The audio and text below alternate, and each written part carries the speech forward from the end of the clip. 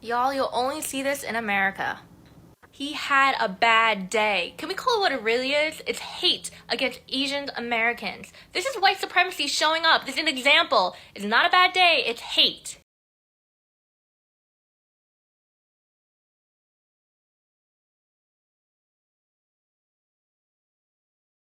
Kayla, Mm-hmm. welcome.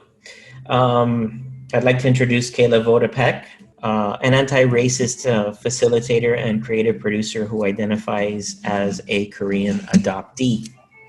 And I wanted to have this conversation with Dasnet and with Kayla because recently we all know that there has been um, a lot of violence against the AAPI community, particularly for those of you who don't know AAPI, it took me a minute to figure that one out. And it's the Asian American Pacific Islander community. Is that correct, Kayla? Mm-hmm. Thank you. And Kayla, as a facilitator for anti-racist movements, is, I think, one of the perfect people to talk to. So, Kayla, welcome and thank you very much for taking the time to talk to us. Thank you for having me. I really Pretty. appreciate it. Thank you for being here. Thank you. Kayla, let me ask you something. Producer who identifies as a Korean adoptee. What does that mean? Um, so Okay, so I'm a creative producer, and I choose that term purposely because typically when we think of producer, we think of theater producing. And I say Korean adoptee purposely because that's how I'm identified. I was born in Korea, and I was adopted into a Italian, Irish, European family. And Wow. yes, I have a question. So, going by that term, Korean adoptee, why is that so important to you or to the community? What is that distinction? What is the importance of saying that specific term to you? for me, it acknowledges both. It acknowledges my history of being an Asian, a Korean, and it acknowledges that I'm not someone who's half this or half that, and also acknowledging my like what I physically present. And being an adoptee also acknowledges my upbringing. So it's taking both those communities and putting it together to who I am, how I present, and how I show up in the world. Okay. And the same thing with my name, which is why I go by Kayla Kim Votapek, because it shows my Kim is actually my original, not original, but like it's my birth name for my last name, and Votapek is my last name for my adoption. My parents took my last name, Kim, and made it my middle name, and then Votapek is my American last name. So I Okay. always like both because it shows I'm a Korean adoptee or I'm mixed in that way. Because I've gone by Kayla Votapek and people assuming I'm white, and I've gone by Kayla Kim, and people 100 will be like, "Oh, you're only Korean," and a lot of assumptions will happen with both. At times, I've experienced in both regards in both communities not being Asian enough, and at times being too Asian, or people will forget that I'm Asian and just assume I'm white. So Wait a not just minute. Wait a minute. Wait, what? People will yeah, forget that you're Asian?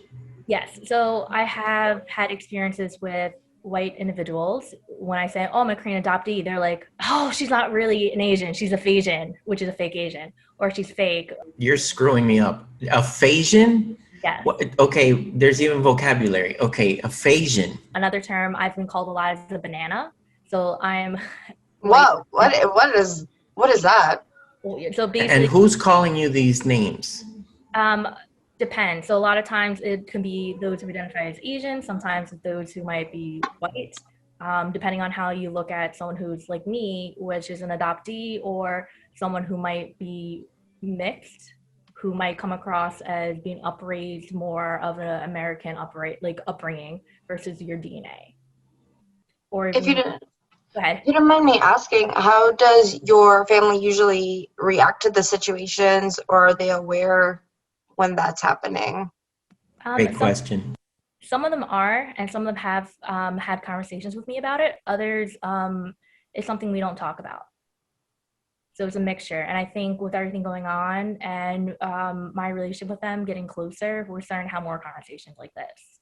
and having conversations like why I choose my name, or how on a resume I learned why it's important to have both. It's really interesting that you're talking about this because I just got a sneak peek of the video that you just did on TikTok, and I'm very excited for people to see it, where you talk about the fact that this elder Asian woman was attacked. So the Asian woman in this video basically was attacked and defended herself with a 2x4, and her attacker was in a stretcher, not handcuffs, a stretcher. So this is a video to let you know that Asian American women are actually powerful, and we're not powerless or weak as you might stereotypically think. We are powerful, and we will attack you if you attack us. Let that sink in. And you said, come at us and we'll come right back at you. And I can't wait for people to see that. And I truly believe that it's part of the work that you're doing, and it's part of what we're talking about here, which is beginning to understand what the AAPI community is going through. Yeah, and a lot of us, like today I was on a meeting with, I think it was over 200 artists and theater makers and advocacies who identify as Asian or AAPI, and all of us are getting together to figure out what can we do action plans, how can we support each other, how can we support other community groups. Like, it's not gonna stop us, we're gonna fight. We want to be seen, we want to be heard, because a lot of Asian stories aren't. We're always pushed aside. Like, a lot of these hate crimes have been happening since the beginning of the pandemic and happening throughout the whole entire pandemic. Yes, and yes, really we have. took murders to actually be seen, to actually listen. Kayla, talk to me or talk to us about the events in Georgia. So basically, Robert Long went to these massage parlors and targeted these women. He says it was not race, but it is definitely race, because he basically attacked Asian women and killed them. But basically, it's because he wanted to get rid of his sexual tension, or his sexual urge, and these places caused that.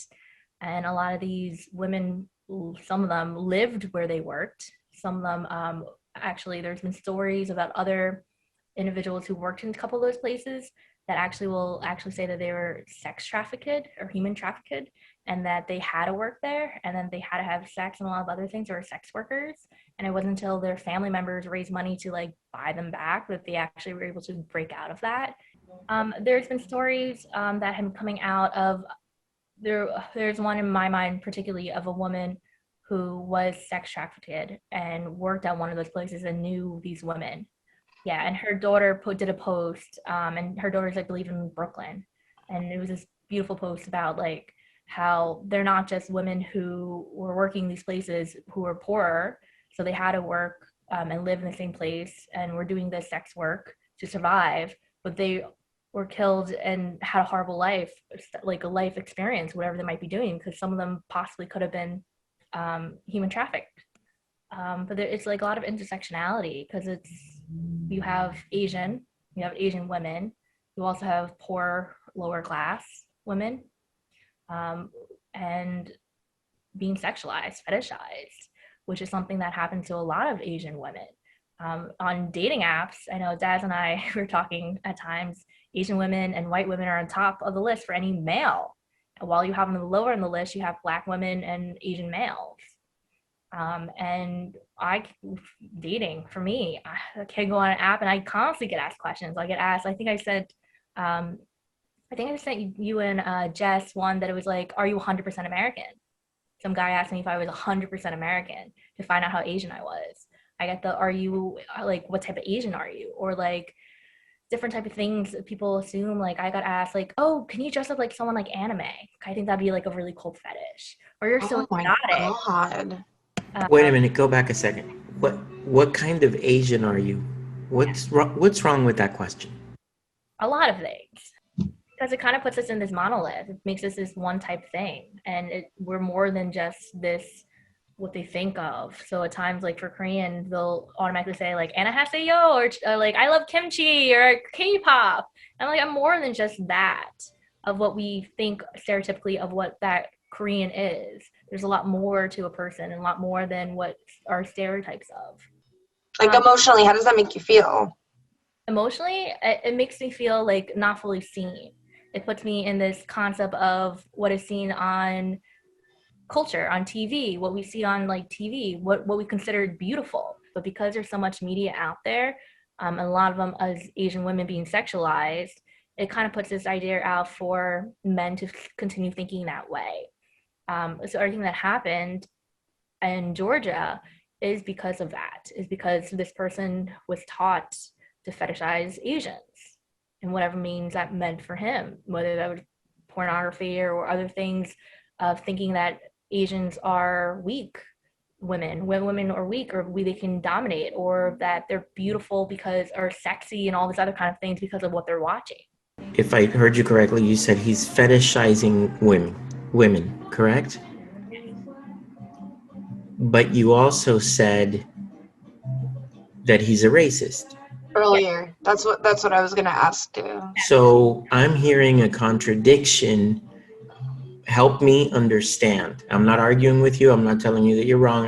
I'm asking you to please help me understand, because I don't believe it was a sexual thing either. I think this guy was just a freaking Nazi that was on a rampage. Yeah, so it's this concept of intersectionality. So Kimberly Crenshaw coined this term intersectionality, which is a concept of how a person at times will have multiple things attacking them. So it could be race, gender, it could be class. All these things are part of who you are, and a person can be discriminated against for multiple things at once. And all of them cannot always be separated. So in this case, if it was just sexual, why didn't you just go to a strip club? Why didn't you go to another place that he could kill more women who might be doing the sex work or whatever? That was his point of view.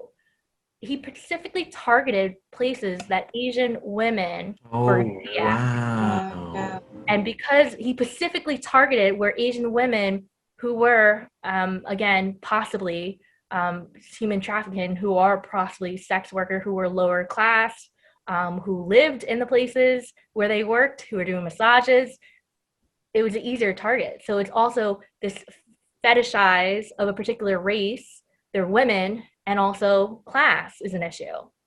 So you have socioeconomic, you have race, and you have Gender. You could put the fetish in, but it could be questionable, and it still doesn't change the dynamic that we're talking about, the point that you're making, right? The fetish actually is also connected to race. That's something I believe, because when you talk about Asian fetish, yellow fever, it's very clear. It's a particular thing, and it happens, and it's a way to have power over Asian women. So a lot of that is, for me, connected with race. That's yeah. not the way to put it. Because, for example, I will have issues dating where I will meet men and they automatically think I'm submissive. And a lot of it has to do with the culture. Because it's told that Asian women are supposed to be at home. They're supposed to clean. They're supposed to cook. They're not supposed to talk no to their husband. They're supposed to follow and do everything. They're supposed to be baby makers. That's part of what is taught. So someone like me who I'm a strong woman. I'm a strong, independent woman. So when a guy meets me and they're thinking of the stereotype, I get multiple things. I was on a date one time and we had a blown out argument in the middle of the date where people asked to move tables because we were arguing about race. And my God. And a lot of it was a power move because he didn't believe what he was saying. And a lot of it was just because he wanted power over me to prove that he had more power. And being mean, being like, hell no, no way. I'm not going to leave this table until you realize my opinion. And then I'm able and capable and strong enough to be here and say what I am because that's who I am. And that's who a lot of Asian women are. We do have a voice. We are powerful. We are strong. We're independent. But it's this concept. We will beat the shit out of you with a 2x4.